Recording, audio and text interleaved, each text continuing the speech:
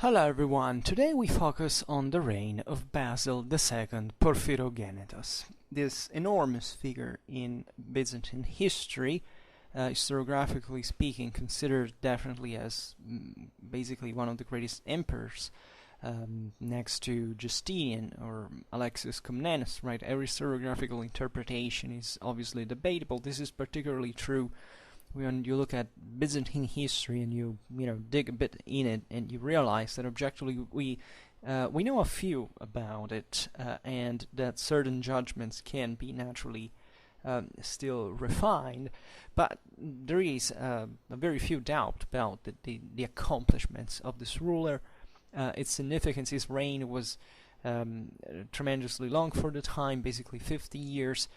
So a long stability that allowed Basil to enforce certain reforms, and eventually, were just to prolong a decline eventually of middle classes. That was what he was trying to stem.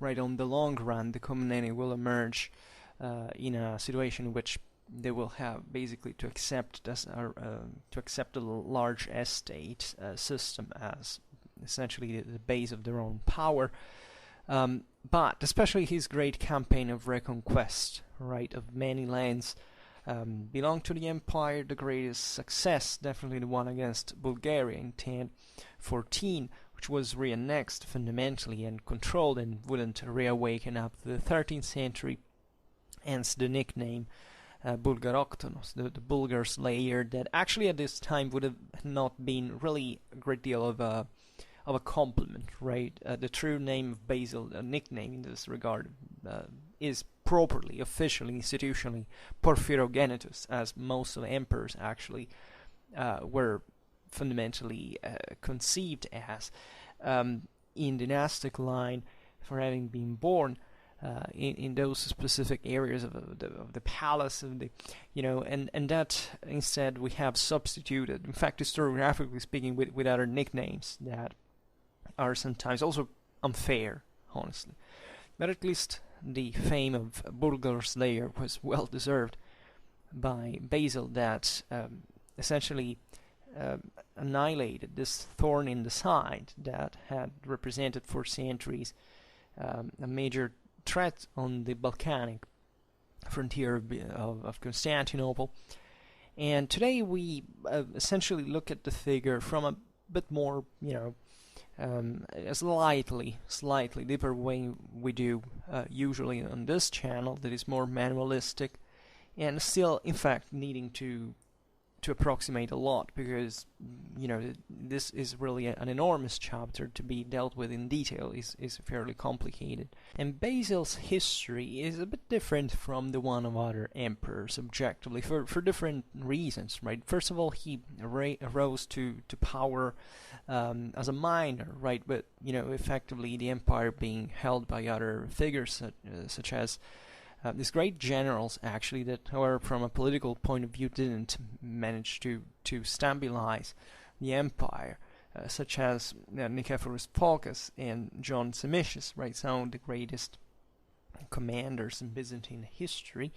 And he remained enthroned. I mean, who was effectively in the lineage of, he was son of Romanus II, that had been killed, when pretty quickly, hadn't been an effective emperor, and as we will see, it was believed that these sons, actually, he and Constantine, what would become Constantine VIII, right, were left on the lineage of succession, but not much was expected from them.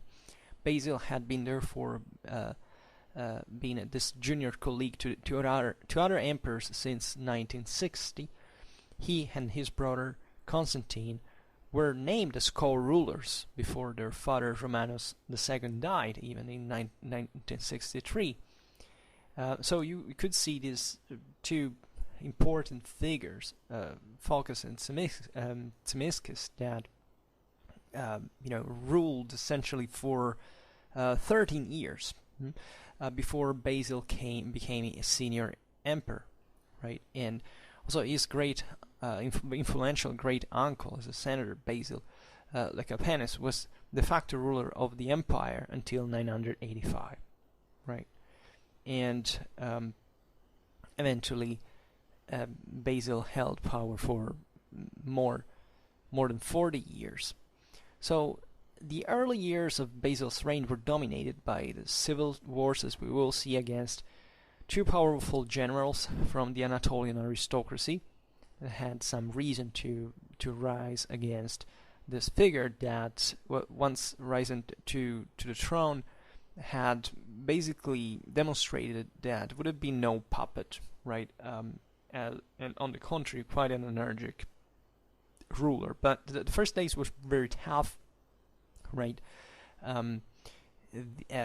Because of these civil wars that ensued that even cornered Basil, as we will see, first with Bardas Clarus and later Bardas Focus, right? That brought eventually to Clarus, after Focus' death, to Clarus' submission in 981. And Basil eventually oversaw the stabilization of the expansion of the eastern frontier of the empire, and also this complete subjugation of the First Bulgarian Empire, right? Its greatest European foe at that time.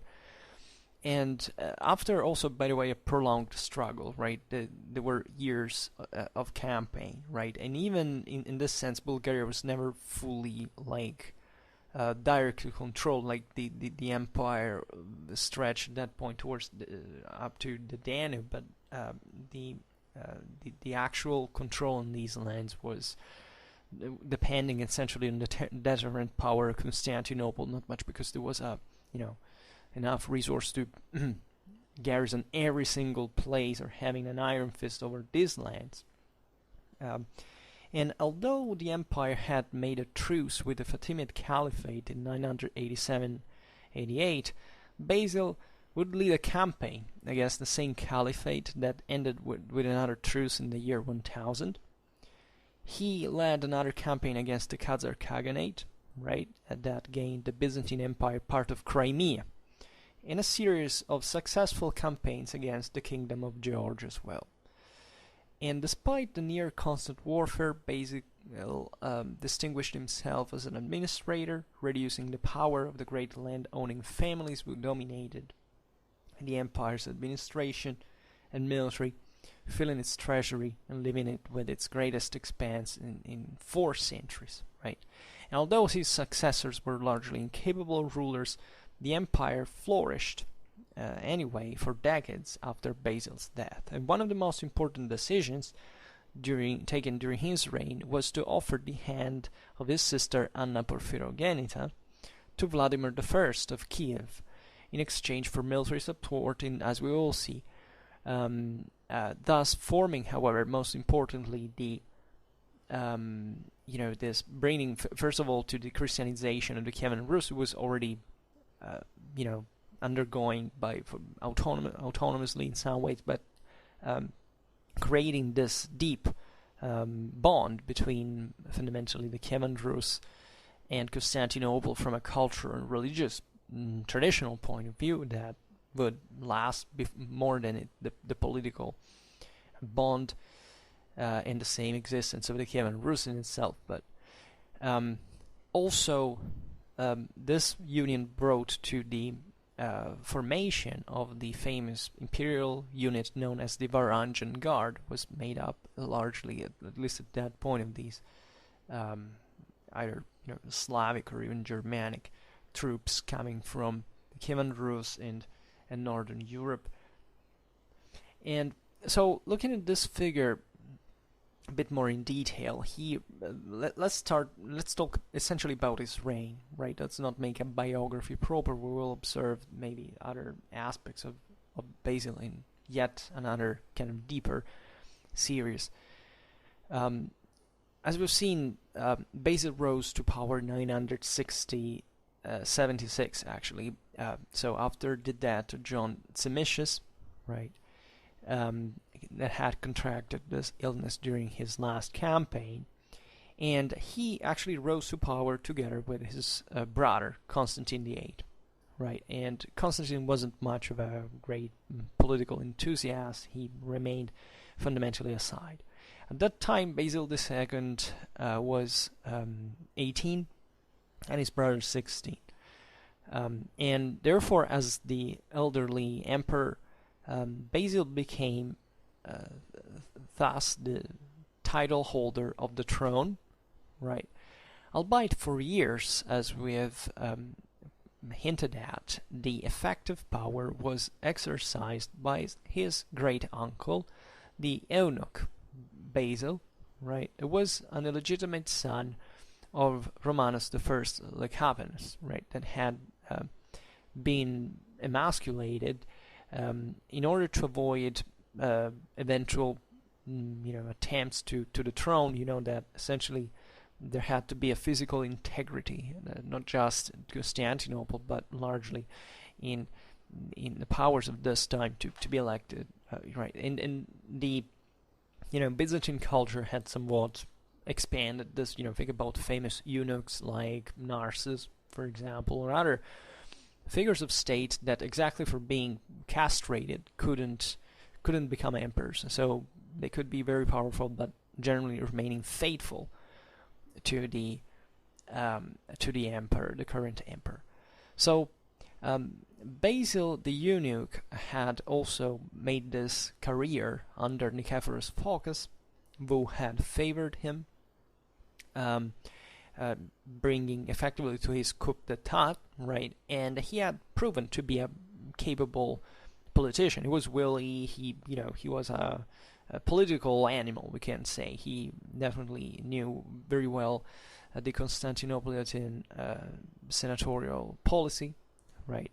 And the idea when Basil and Constantine rose to power is that the tutelage that Basil the Eunuch exercised on the young on behalf of the young sovereigns would have been essentially tranquilly exercised. Like they thought these two boys wouldn't create much problem.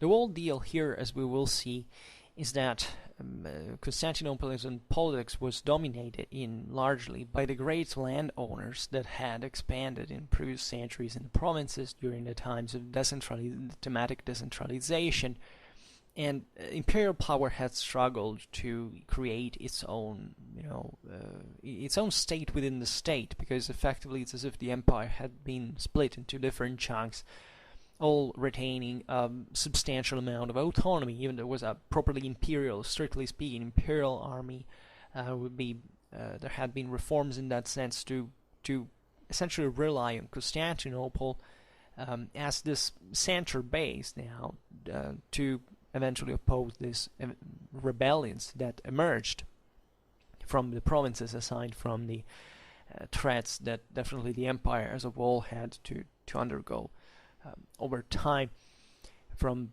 foreign peoples.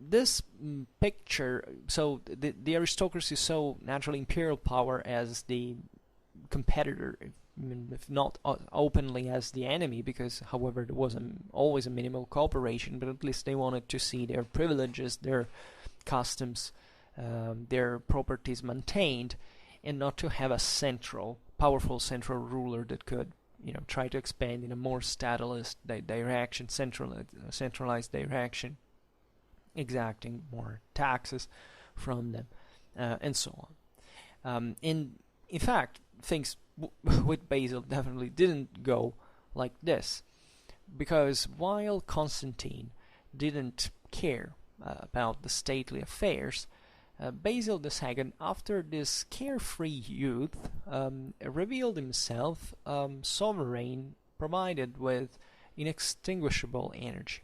Right, this is one of the most sound characteristics of Basil II. He was restless, like he spent his life for the empire. Right, in many ways there are beautiful works written about him. And it emerges even a somewhat dark figure, as we will see now.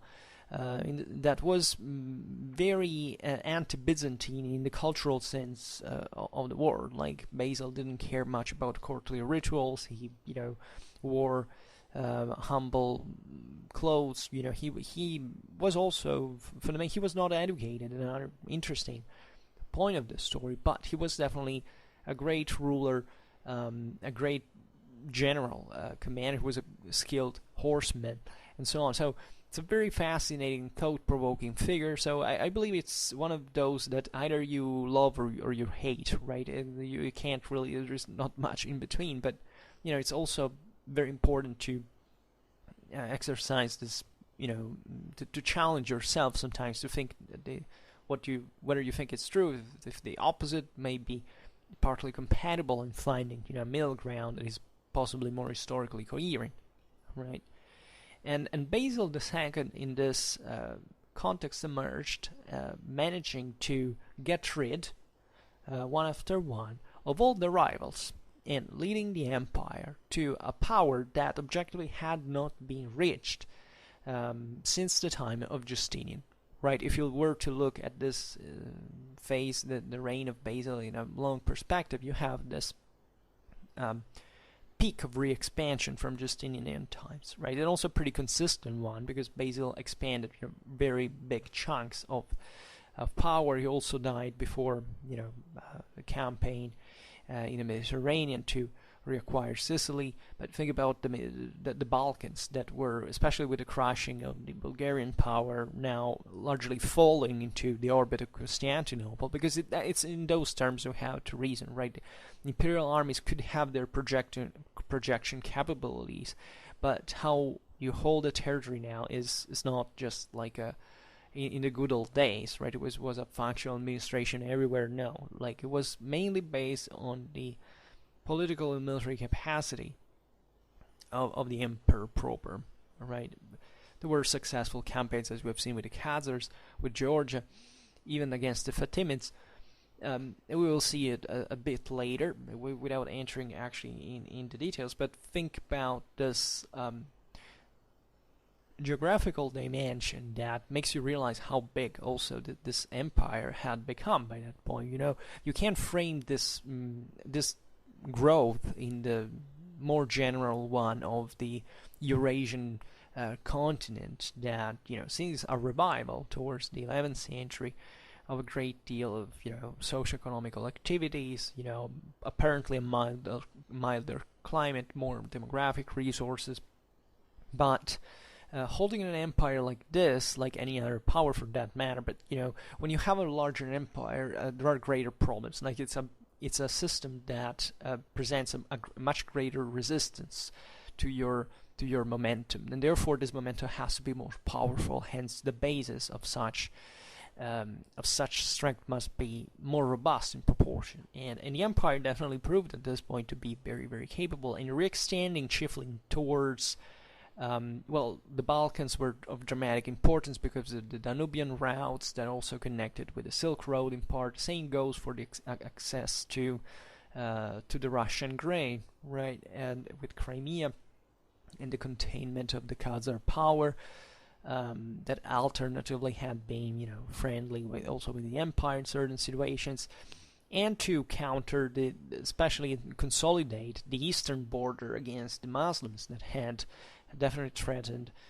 the empire for a long time, and even under Phocas and Simistius actually had almost crumbled to the attack. So it was a very interesting situation that even shows this projection of the political military capabilities up to Sicily, that eventually didn't happen because Basil died, right? But this greater, I would say, Eastern and at this point Central, also Mediterranean dimension, plus the Balkans, Asia Minor, and the Pontic one, right? So it's really a huge scenario that just an empire like the Constantinopolitan one could think to reacquire in some ways. So after the taking of power, the new governors, Basil and his brother, had to deal, first of all, immediately with somewhat the worst, if you think, like their reign could have been stopped at the very beginning, right? Because of this civil war that had broke out because of a general named Bardas Sclerus. This was a relative of John Simius that had himself proclaimed emperor by the troops of Asia Minor, right? Also in here, consider Asia Minor is it's always the same old story. It's the aristocrats of this area that was the most florid, right? The real bulk of the empire, we could say in many ways. That from here some of the finest units of the Byzantine military also come from. It was a great chunk of land with at this point a decent growth and agricultural activity, and was the hard hoof, let's say, of the landed aristocracy that didn't want a strong ruler to essentially reduce their power. So also consider here that in the previous century the Byzantine military had been, as we were saying before, largely decentralized in many ways. So there were troops that were tied to those provinces from a strictly, they were invested, let's say, in the political interests of the rulers of those same areas.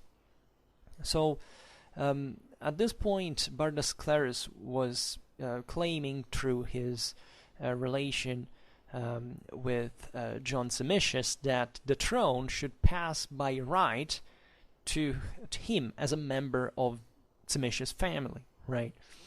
And has already Nicephorus Phocas and Simius, Bardas Sclerus was in fact himself a member of the landed aristocracy, whose power had gone continuously growing during time. After all, right?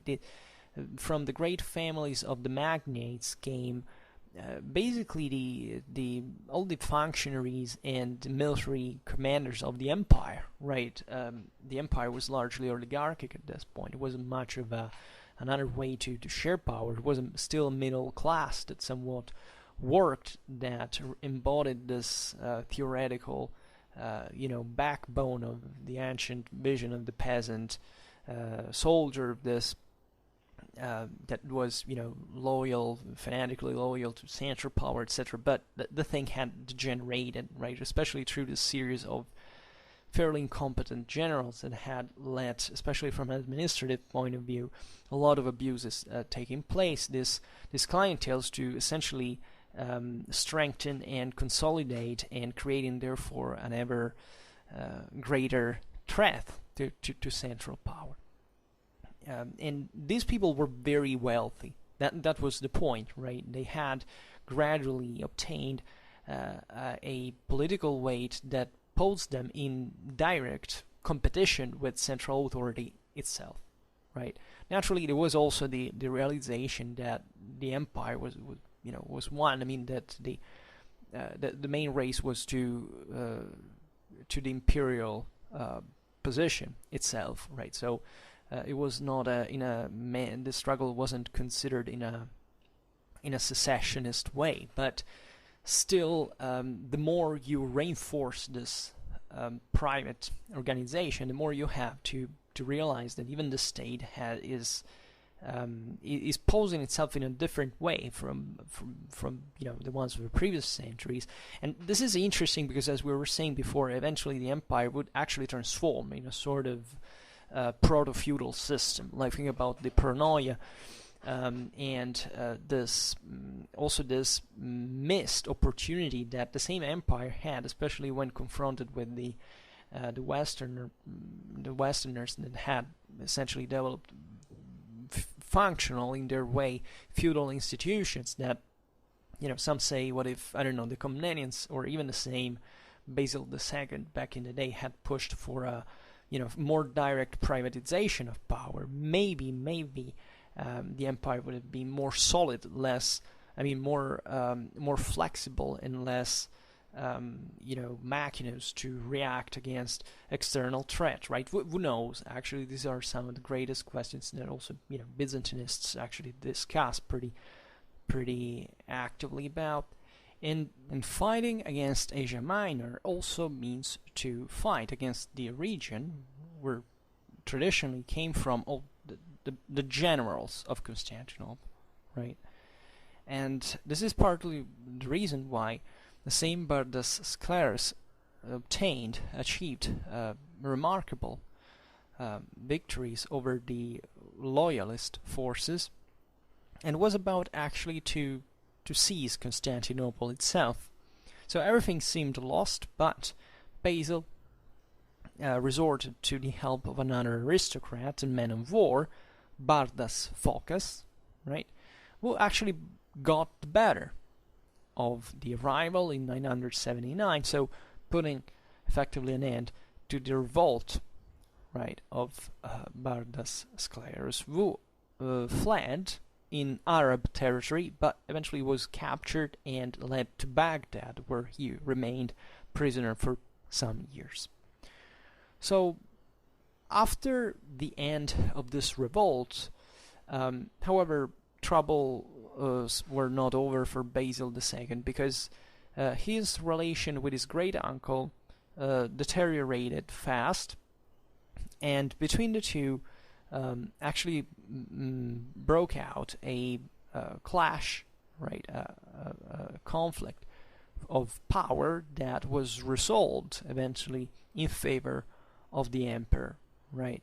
In 985, the eunuch was deposed and sent in exile, where he died some time later.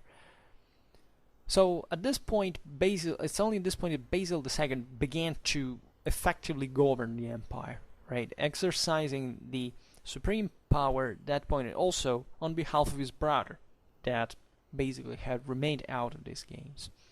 And Basil inaugurated his reign by leading a campaign in the Balkans against the Tsar Samuel, right, that had revived the old Bulgarian power, right. In all the civil wars here that had been fought, the Bulgarians had taken advantage for raiding sometimes as deep as Greece, right, and it was the normal business at the time, really, taking advantage to seize all the most profitable options, right. Think that in the essentials of power here are based fundamentally in agriculture, right. The idea that you can ruin, devastate in just one raid, sometimes years and years of work, right, is important in the final computation of strategic resources, right. And this is not something you can just sit there and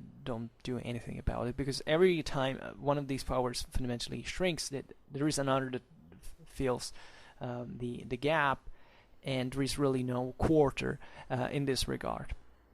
So this was, however, yet far from the times of the Bulgaroctonus, since the imperial forces actually were defeated, and the Byzantine aristocrats also took advantage of the weakness of Basil to rebel again. And again, same problem. Bardas Sclerus actually came back from prison, and he was proclaimed emperor by his followers at the beginning of 987. At this point, the emperor, what does he do? Basil rehabilitates Bardas Phocas, that had been degraded because of his ties with the eunuch Basil, and sent him against the rebel, but without positive outcome, since actually the same Bardas Phocas rebelled, right, and actually siding with Bardas Sclerus, and the two generals at the beginning, in fact, kind of agreed to effectively share power, but the stronger between them, Bardas Phocas, ended up to imprison Bardas Sclerus, and eventually leading personally his struggle against Basil. So actually Bardas Phocas was successful even in here. The military operations were unfavorable to Basil II, that in 988 was cornered, and yet like the time before, the outcome of the conflict were reversed fundamentally at the last moment. And this is the very important step we were talking about before, because Basil sought help to Vladimir, Prince of Kiev, and he sent from Crimea this contingent of 6,000 men that defeated Basil's enemies, the rebels. Now, this is interesting because actually Vladimir himself had occupied Crimea. That was technically a Byzantine possession, but he agreed, as we will see now, to actually evacuate it, also because it wasn't so easy to maintain. Think about even the distances here have their own weight for the logistics of the time, and to actually help and sending his troops to the Balkans. The Russians had already been involved, sometimes even against Bulgaria itself, and this happened, as we'll see now, in exchange with a very important alliance between the Kievan Rus and the Empire, right? And the final battle of the war actually was the one of Abydos. It's kind of famous. We'll have to talk about it one day. Fought on April the 13th, 989. It was a large battle, right? And in here, Bardas Phocas was killed, right? The aristocratic revolt continued for some time, but however, it didn't have such a great relevance anymore. It's difficult, as we were saying before, effectively to control like everyone and everybody in this such a large space. But as we were saying also before, when you see these major battles, you have to think of that we're talking about the 10th century. Like in a battle would be concentrated so many assets, so many resources and energies that after such an unappealable defeat, there wasn't much that could be done in a short time, and especially this was a situation in which Basil managed to re-extend actually its control in very key areas of the empire, so that he effectively secured the situation.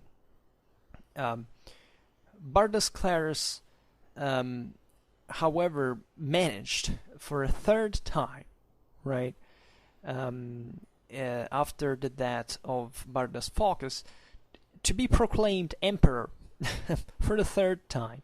And at this point, Basil II came to terms with him by essentially convincing him to surrender in exchange for impunity, which is a pretty clever thing to do. And in fact, in the same 989, Bardas Clarus submitted to Basil. Right. So Basil's victory against the usurpers had actually far-reaching consequences, as we were saying before. Vladimir of Kiev obtained as a compensation for his help the sister of Basil, Anna Porphyrogenitus, as a bride, right? An honor that was, considered actually extraordinary at the time, right? And it was actually a sort of, it's one of those things that put Basil a bit, aside from the rest of Byzantine emperors, because the same Anna wasn't particularly happy of it, because the Byzantines saw the Franks and the Slavs as barbarians alike, right? And there was this idea that in fact the Byzantine princesses literally born in the purple were, they were embodying the virtue and the authoritativeness, the prestige of the empire itself. So just another imperial pretender could marry them, and so this was a sort of an exception in some way. And there were lots of other political reasons in here. I think that the same honor of marrying a Byzantine princess born in the purple had been refused to the German Emperor Otto I, right? And the official refusal by the side of Constantinople had been given because that she who is born in the purple could not mingle to common people, like literally like that. And here there is all the contempt that naturally was forever ongoing between the Byzantines and the now the Holy Roman Empire, and actually as you know, Otto's son would eventually manage to marry a Porphyrogenita, right? But that's another context, and this varied constantly even in the same Basil's reign. And even when he was about to be overwhelmed, Basil had promised already his sister to Vladimir, right? And that makes you understand how effectively, even for him, it wasn't such a normal thing. In fact, afterwards, when things got better, he tried to kind of deny that pact, right? But anyway, the wedding was concluded in 989. And this was a great event because aside it was a bit of the formalization of a much more complex and longer process. It was taking place in Russia, but it was accompanied, in fact, by this formal acceptation from Vladimir to convert to Christianity, right? Because the Rus were still pagan, largely, and together with his own people, namely, right? Naturally, it's very optimistic as a promise, as a commitment, but this is very important because effectively this is how the Christianization of Russia was in many ways sanctioned, right? It was already started in many ways, but this is really an episode that channeled officially, formally, this direction, and eventually followed in the rest of Russia, that the church of which was now subordinated to the Patriarchate of Constantinople. This was one of the most important things in absolute terms, right? This idea that there was that the Constantinople was, in strained, the Eastern clergy was in strained relations with Rome. At this point, basically the full schism would have been consumed in the following century, but already there was a very harsh competition between Rome and Constantinople for the conversion, especially of the Slavic peoples, right, that were yet to be converted. And converting them to one or the other churches meant effectively to shift sometimes the political balance of these populations, right? There were peoples who made back and forth.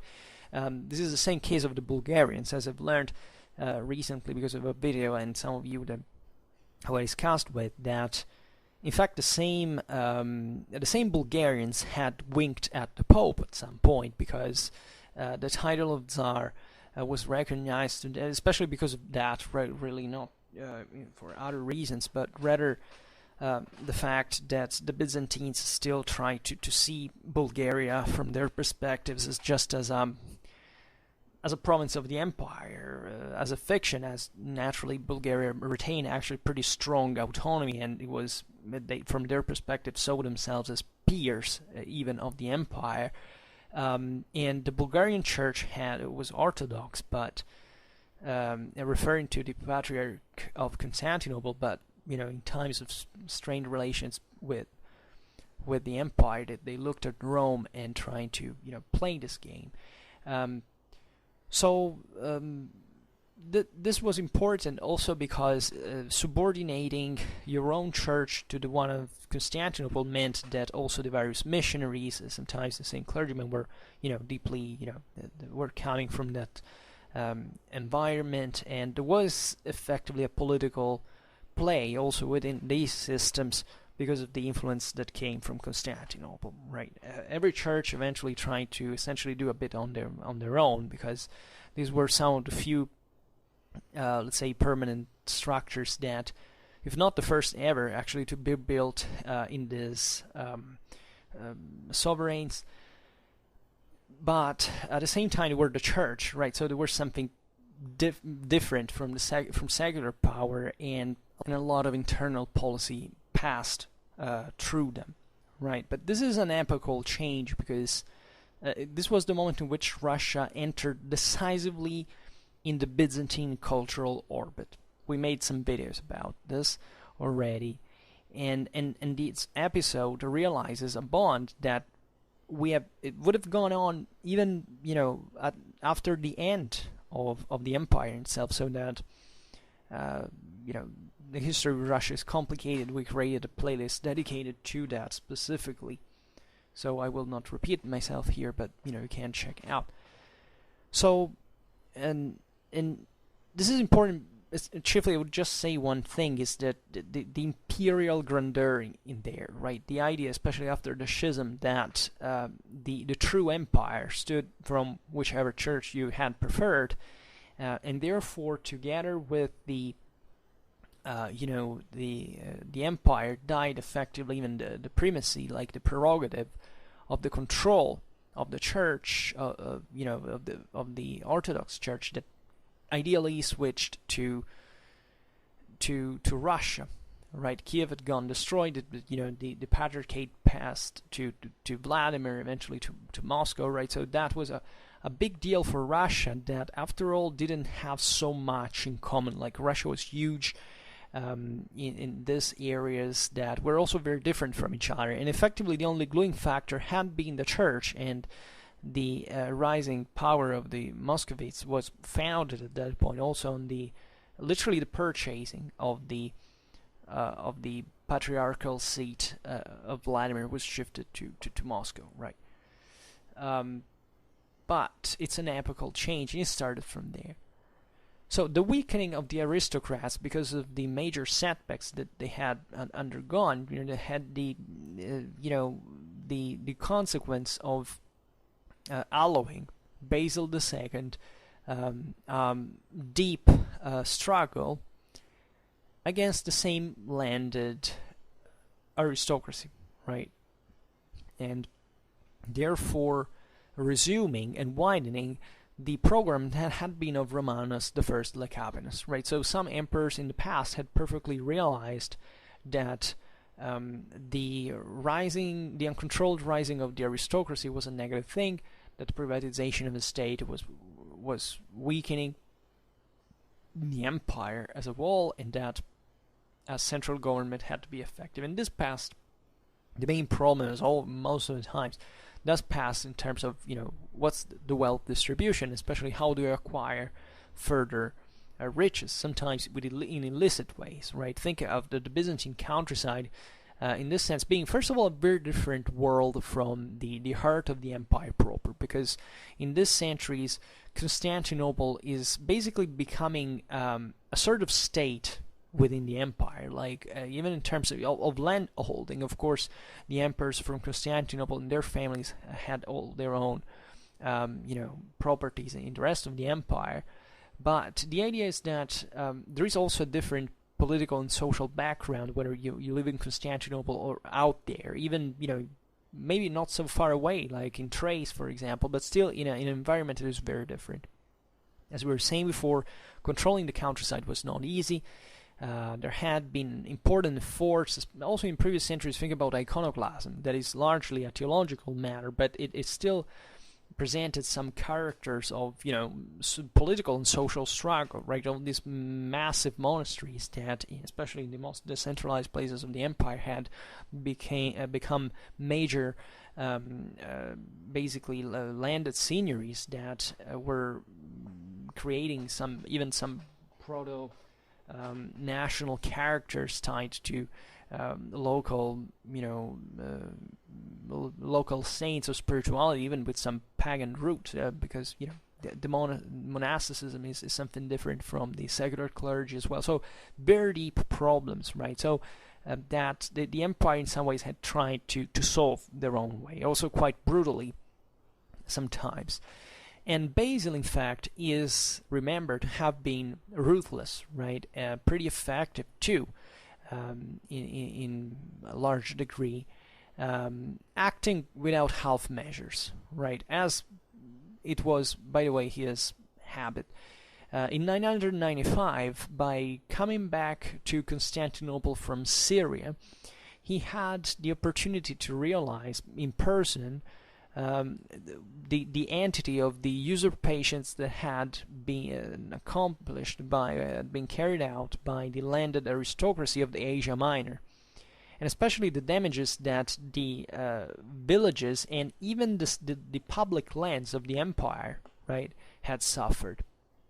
For example, a large estate owner of Cappadocia named Eustachius Malenus had received Basil almost as an independent prince, right?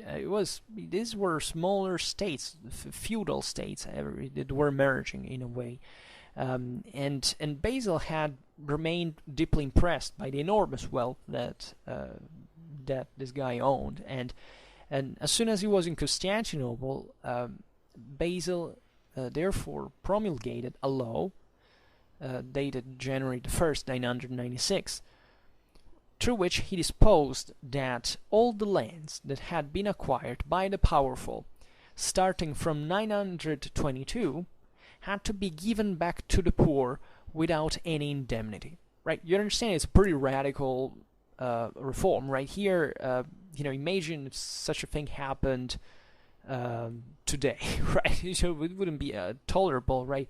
Doing it at the time was even harsher in many ways, because it was really forcing an entire constitutive part of the imperial power to essentially look at the emperor and say, what the hell, right?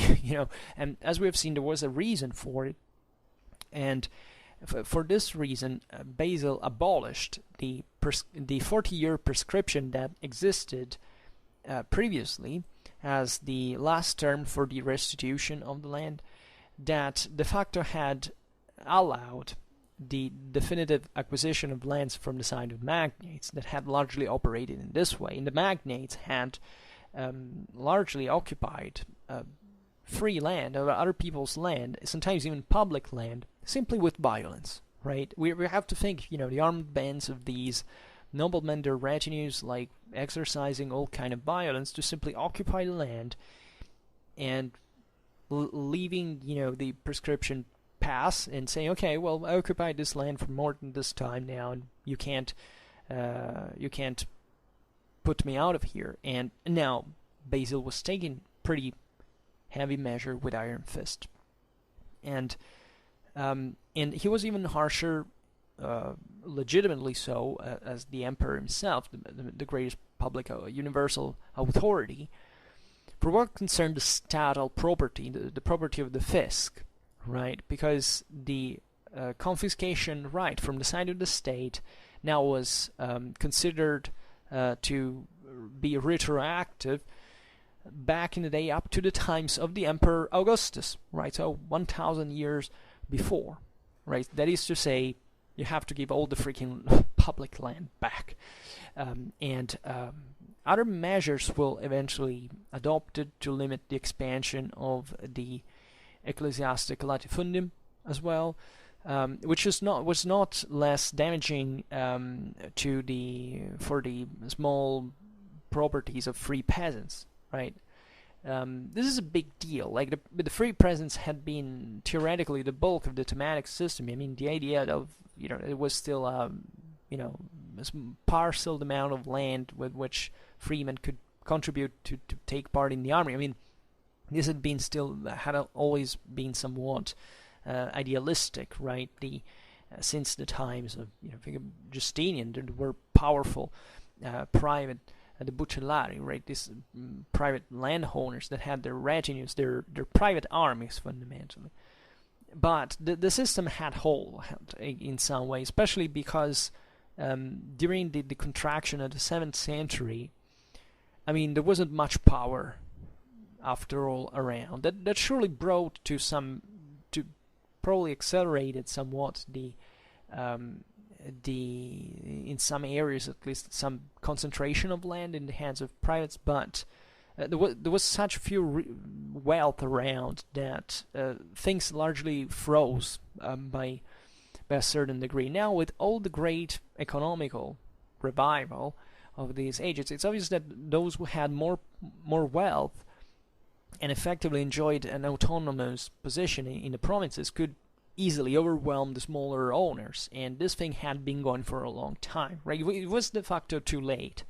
There are people who say, if Basil II's successors, instead of being, kind of ineffective rulers, had continued with this very energetic policy against the landed aristocracy. But it's difficult to say whether that would effectively solve the situation, whether it was even possible at the end of the day to reverse the process.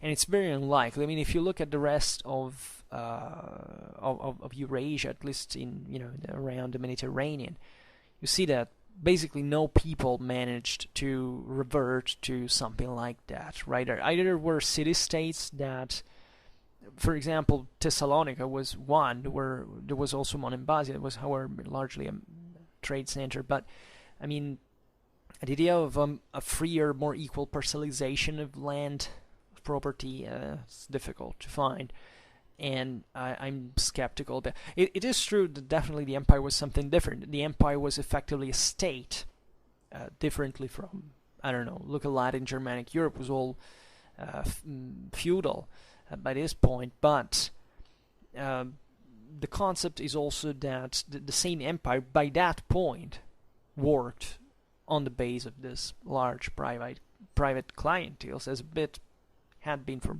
quite a long time, pretty much everywhere.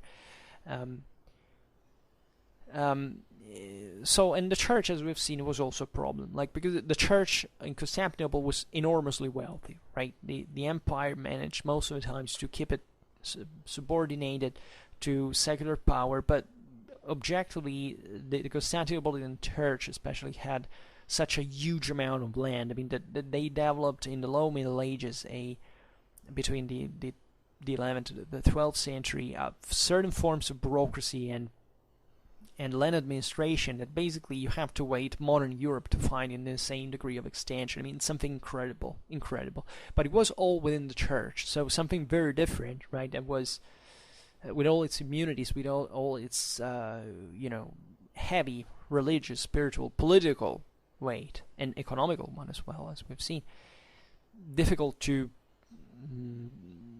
redimension particularly. But still, the emperors could do something about it at this point, right, as Basil actually showed.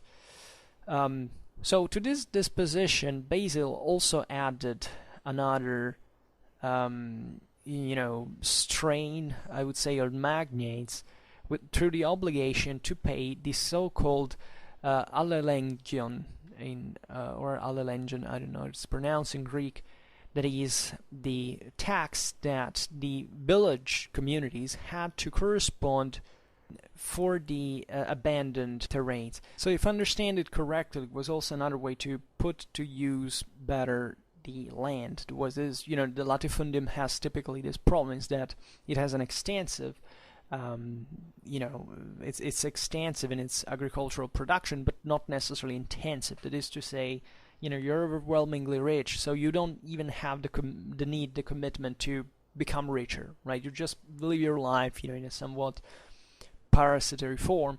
But it's not always true, actually, and still, but there were lots of land that went wasted, simply because, there weren't people who would go there, who would work there, and you were the guy who owned that land, but you didn't give much about it, right? So, and they had other expenses too, by the way, so that's also another reason, maybe to turn the magnates further towards maybe a greater, agricultural production from which, through tolls and, exactions, the state generally could benefit, rather than seeing these guys investing rather in forming private militias or dealing with more exquisitely political and military affairs.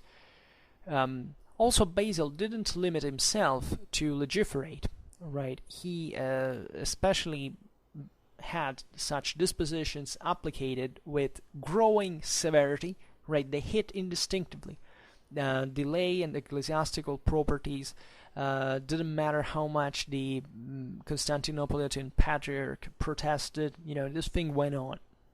He was a pretty solid ruler, and he rode the wave of the stability that had followed the civil wars.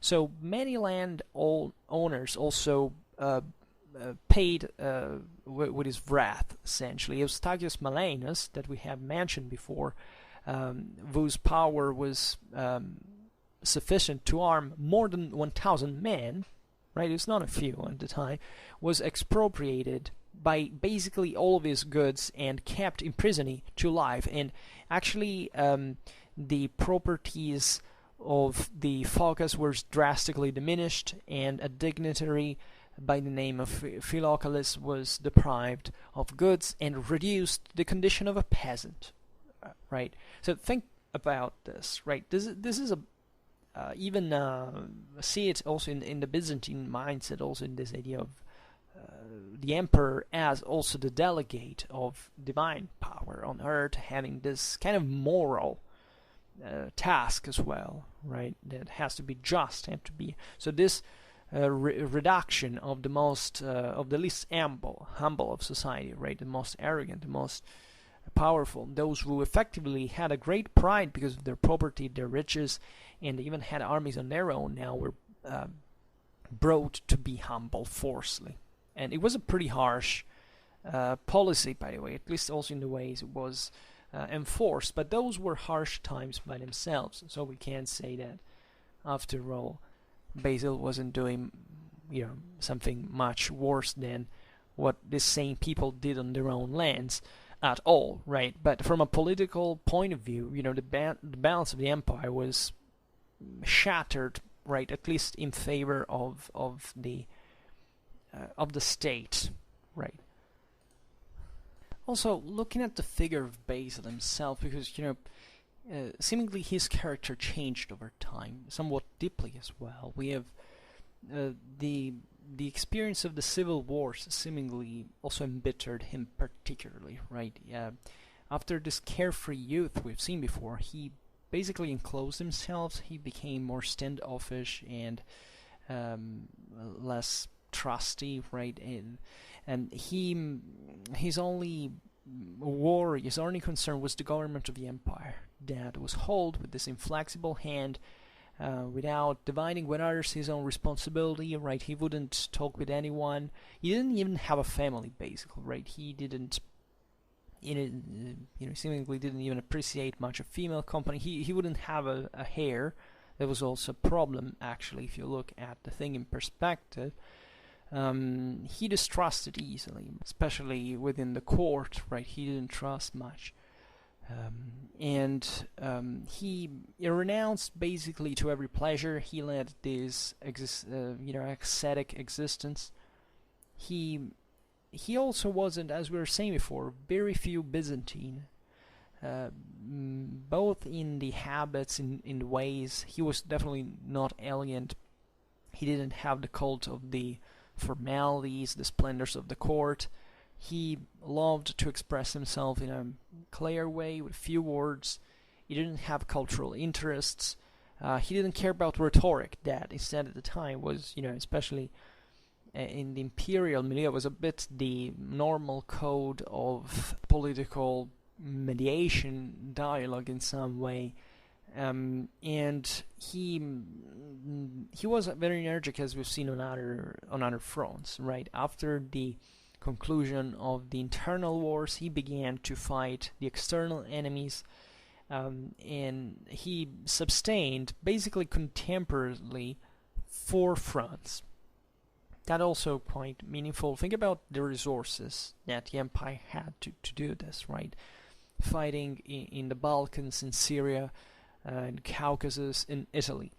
So among these fronts, though, the definitely more important one were the Balkans, right, where he committed pretty thoroughly in fighting the Bulgarian power, and against the Bulgarians was in fact engaged this mortal combat that basically went on for several years, right? And it was led especially with really cruelty and determination at the same time. It was was a war of annihilation since the beginning, right? And that's what brought to attribute eventually Basil II the nickname of Bulgaroctonos, that is the slaughterer of the Bulgarians. Also, Basil II commanded in person the imperial armies in the theaters of war, right? Especially those naturally that he deemed more important, and he demonstrated himself a commander of exceptional quality, right? He transformed the imperial army at the time in a formidable war machine as well, right? He created this other corps. He hired the Varangians. He shaped this new military on the base of naturally also the experience gained on the various fronts, all the various veterans, and kind of putting together all those means that could, also from a military point of view, make the empire be more compact, like in front, and more directly controlled by central power rather than the local, right, the magnates. And at the end of 990, Basil led his troops in Macedonia to attack Bulgaria again, and that's where he began to gain successes one after the other. And he persecuted without interruption the campaign up to the winter of 994-995, when the news of the threat was brought by the Fatimid Caliphate to Aleppo, obliged him to redeploy rapidly on the eastern front to repel the enemy. From here, eventually, he moved to Constantinople, where he stayed for 2 years and a half to eventually intervene again in Syria, where his presence was rendered necessary, right? It said necessary, and this, however, allowed to Samuel of Bulgaria to attack Greece in 997, because the Tsar pushed up to the Peloponnese, and aside from a defeat that he suffered from the hand of an imperial general, he,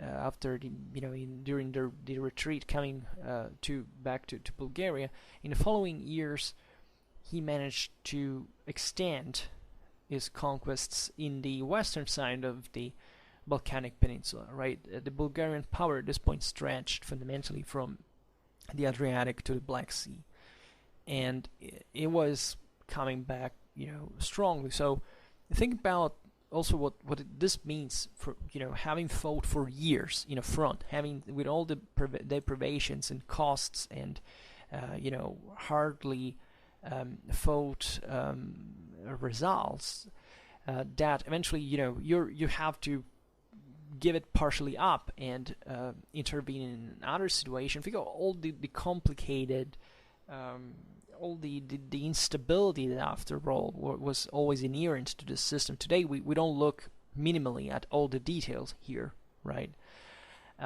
But it's always a situation in which you gain somewhere, but also you lose from the other in everything you do. But here, however, Basil managed to regain the initiative in 1101, attacking in force and giving birth to this systematic conquest of the domains of Samuel, right? And in 1004, half of the Bulgarian territory was in imperial hands, but the war went on for another 10 years, right, with a series of operations that actually we know very few of, right? And we are in the 11th century, right? We don't know much from the sources. Also, Byzantine historiography is not this, rich of dramatic, critically deep and, quantitative information, right? These are moments in which we would just see more or less what happened, but think about all the possible, even forgotten or concealed events, right? Here, if you fight for 10 years, definitely something's going on. There is not just simply a smooth sailing, right? There can be setbacks, counteroffensive defeats. It can be very tough. But the really decisive episode that happened in 1014 from a military point of view was when the Bulgarian army was surrounded by the Byzantines in a gorge, and the Tsar managed to flee to Prilep while his army was annihilated, and the roughly 14,000 prisoners, by order of Basil, were blinded and sent back home to Samuel in groups of 100, and of these 199 had been completely blinded, while the number 100 was just, deprived of one eye, so that he could essentially guide the convoy. Just so imagine, this is naturally, like, it's plausible, actually. It's pretty, there's nothing, they did much worse than this as well at the time. But just imagine, if this actually happened in this way. These groups were sent, by the way, not all at once, right? One by one. And this vendetta was so cruel, right? But it actually brought to the to what had been the probably awaited result by Basil II. Pretty important one. Because at the view of the remains of his army, Samuel actually fell, he fainted, right? And allegedly after 2 days died because of this. So Bulgaria actually survived to him just for some year. And in 1018, it was finally conquered and annexed to the empire. That therefore now recovered his domain on the entire Balkanic Peninsula. Right, after having lost it since basically the times of the invasions of the Avars and the Slavs. And with this major eventually Bulgarian power that remained like Damocles' sword, always like a very close, actually, distance from Constantinople as a major political and social body that, it was secondary, of course, to the empire. It was somewhat also, considerable as part of it. But there is this term now, the Byzantine Commonwealth, to stress the fact that, of course, these weren't modern nation states, right? So as we were saying before, controlling these peoples was on the frontiers was a way to also make them participate to the same empire in some way. But think of what it meant. It was an epochal change, right? That there had been a century-long struggle against Bulgaria that the empire had not managed to conclude. Now it happened.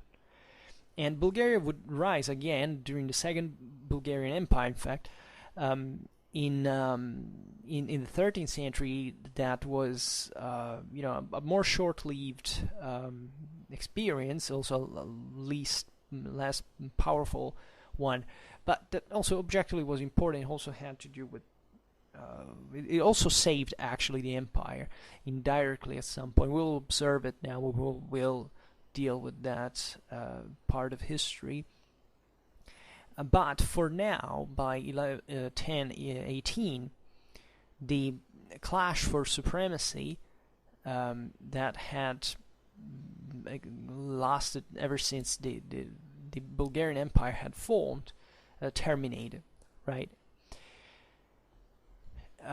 So in the following years, Basil II obtained other successes, right? That he annexed important Caucasian territories, like this series of campaigns, especially against Georgia, and that eventually that secured important trade routes, and our area that was always connecting, like the Pontic world, like from the northern shores to Anatolia. Like this was a very important passage also to secure the border with Muslims down south. So, but once again, it was the West now that attracted the attention of the Byzantines, and in fact, Basil II, in his great strategic talent, saw fit to mount up this great military expedition destined to overthrow the Arabs from Sicily, right? Because of which he also had ensured to the empire the alliance of Venice, right? This is very intriguing because, as you know, in a few decades, the Normans would, by the Pope, led by the Pope, legitimated by the Pope, would have invaded Sicily and built effectively the great kingdom that would be such a threat to the empire, the Byzantine Empire in itself. In this situation was different, right? Even certain things that were happening in Italy had happened, especially under the previous emperors, were quite important, right? The rise of the Normans began in peninsular Italy might have not occurred had the Byzantines, done some slightly different thing in times before. So the history of the West could have been completely different by certain standards. However, and this is how history eventually took its course, on December the 15th, 1025, Basil died, exactly during the preparations for the campaigns, so thus leaving unaccomplished this pretty ambitious program of reconstruction of Byzantine power, right? If you think about it, as we were saying beginning from a visual point of view on a map, here we're talking about really also the quite a bold claim, right? Leaving aside the sheer resources, but I think all the peoples that now the empire was seeing as effectively viable for either defeat or, however, for eroding their territory. So this was definitely the result of a great policy that was also backed by a great recovery was going on. And, this extraordinary ruler had essentially brought back the empire to its maximal territorial expansion after Justinian, right? So it was a pretty big system to consider the world at the time. I mean, other powers were yet to be born, practically. Like the Carpathians had just emerged as such. The Normans were, at this point, might have not arisen in the Mediterranean. The same empire, and here with which basically the Byzantines were confronting each other chiefly, was a power that was yet to be very far. It actually would never accomplish as a centralization or even to come back now yet a competitor, right? Of course, the Germanic emperors still revisited southern Italy in this context, but the idea is also that the empire here, the Byzantine Empire, is a much more cohesive entity that can afford, in fact, to even wipe out other peoples or absorb other chunks and maintain them, right? Aside from the fact that, as we've seen, everything could still go wrong, right? In many ways. Think about internal struggles, other people's invading, revolts, dynastic problems, right? So it's once again difficult to assess what could be done still at this point in perspective, how much could still be, how could the imperial resources be strained at this point, because you have to put into account prolonged military effort is somewhat difficult to finance, to support. So aside from this, naturally, this was just if you want a start, an introduction to this figure, just for at least knowing what we are talking about, what are the major interpretative keys, but definitely we'll hopefully get at some point in serious detail about other aspects of it, and also trying to assess, in fact, how much can we understand from that world. I mean, how much also of the mythology of certain events actually forms historiographical opinion. Why we look at these figures in the empire, we decide conventionally these are the greatest, right? Not to say specifically now with Basil that might have not been, right? It's not that the point. Basil is, to me, unavoidably an enormous figure, must be considered, however, in this context. But we leave others out, right? We have this somewhat cliche still to say, okay, this emperor was more like this and this other more like that, because still we're reading that through Byzantine historiography, and what the hell do we know what that world actually was? We don't, right? There's all problems of sources, of even of literally style. I mean, we have to realize that this was a highly sophisticated and kind of formalized type of literature.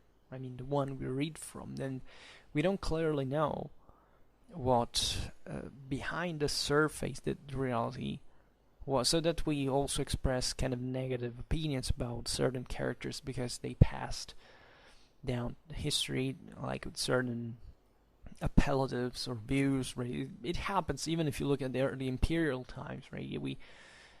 Many people still fall in the traps of the Flavian historiography and think about the Julio-Claudians, thinking that Claudius was, was an imbecile, or that Caligula was crazy more than else, and Nero depraved. But what the hell do we know, right? Aside from the fact that Claudius is, at least now, fortunately considered to be one of great actually all the Julio-Claudian emperors were, but just for saying how much in popular culture we have surrendered somewhat criticism and an autonomous intellectual activity and inquiry to I don't know what, right? Just to partisan thinking, because it's no other way to look at it. Anyhow, just let's stop it here. I will talk about these topics hopefully soon.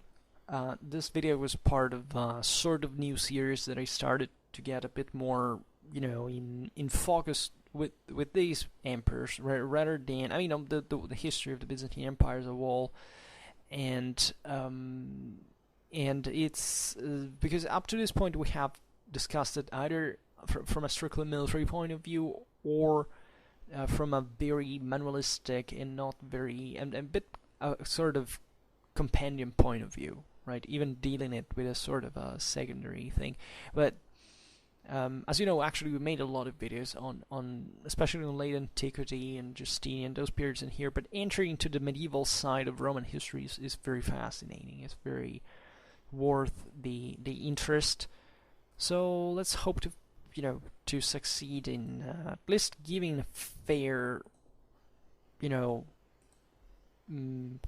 I don't know to say that, a fair frame to these topics, because that's actually one of the most difficult things, and not realizing that, because some people maybe don't know these people existed. Okay, it can happen. Normally people don't get so much interested in history, but even the ones who do sometimes are easily influenceable by certain partisan, in fact, biased views that are evidently non-historical, right? It's not a matter of being influenced by an historiographical interpretation. It's really, usually so, but it depends on how old it is. If you still read history through Gibbon's eyes, just know that, since 200 years, that's considered inadequate, right? So it's not a matter of what you believe it's actually the right thing or not. There are certain things that you can't acknowledge that so much has been written on them that to deal with things extra simplistically, it's very, very bad, whichever the opinion is. But aside from this, I also have this constant scruples, because I say, am I minimally competent to discuss this stuff, right? This is definitely not I had my share of Byzantine history exams that at university that I expressly chose whenever I had the option of doing that, right? So I always did it happily, as long as it was proper history, in the sense that others were more like philological literary approaches, and it's also bad that sometimes we stop at that rather than looking at this history like the one of the empire that it was, really. But I always have this problem of delivering to you an information that at least makes sense on the grounds of the what we have assessed up to this point, which is difficult to do, because what has after all history assessed? Well, history has assessed a lot of important things that at least should be taken into consideration, and presented to the audience, right? So, alright, we will see in the future. But for now, just hope that you enjoyed this video. If you did, please share it, otherwise leave a like or subscribe to my channel if you're interested in my upcoming contents. And for now, I thank you heartily for listening to me. I wish you a nice time and see you next time. Bye.